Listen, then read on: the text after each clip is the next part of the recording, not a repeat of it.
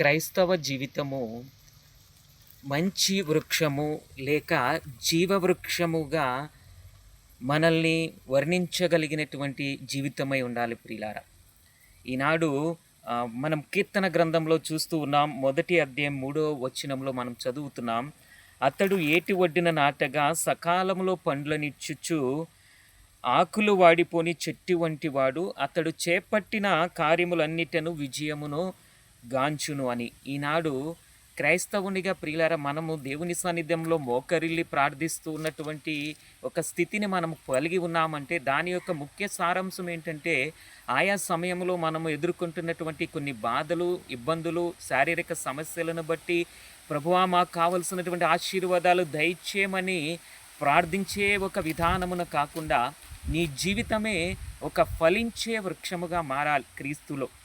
నీవు దేవుని విలువలలో ఫలభరితమైన వాడిగా నిన్ను నీవు మార్చుకోవాలి. గత జీవితానికి, ఈ జీవితానికి, ఇంకా భవిష్యత్తులో నీవు వెళ్ళబోయేటటువంటి జీవన విధానానికి ఇది ఒక రక్షణాత్మకమైన పునాదిగా మనల్ని మనం మార్చుకోవాలి. అది ఎలాగ నీకు అర్థమవుతుంది, ఎలాగ నిన్ను నీ చుట్టూ ఉన్న వారికి దాన్ని నీవు చూపించగలుగుతావంటే కేవలం నోటి మాట మాదిరిగా మాత్రమే ఉండకూడదు, కానీ అది నీలో ఫలించేటటువంటి ఒక ఫలములుగా నిన్ను నీవు నీ క్రైస్తవ విలువలను నీవు చూపించగలగాలి.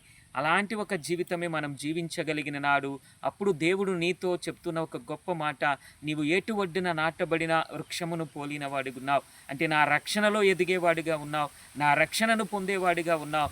ఎటువంటి ఆటంకభరితమైన సమయములో కూడా నీవు ఎండిన ఆకులు కలిగిన వృక్షము లాగా కాకుండా నవనవలాడుతూ ఉన్నటువంటి ఒక పచ్చటి చెట్టు వలె నిన్ను నీవు వృద్ధి చేసుకుంటూ ఉంటావని.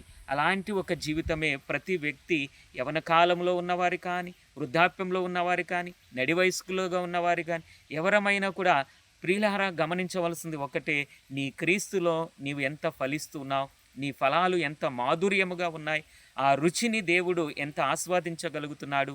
ఇలాంటి ఒక జీవిత విధానమును మనం పరిశీలించుకొని దేవుని దృష్టిలో ఒక మంచి జీవ ఫలమును కలిగిన వృక్షముగా మనం ఎదగగలిగి ఉండాలి. దేవునిలో వర్ధిల్లగలిగిన వారమై ఉండాలి.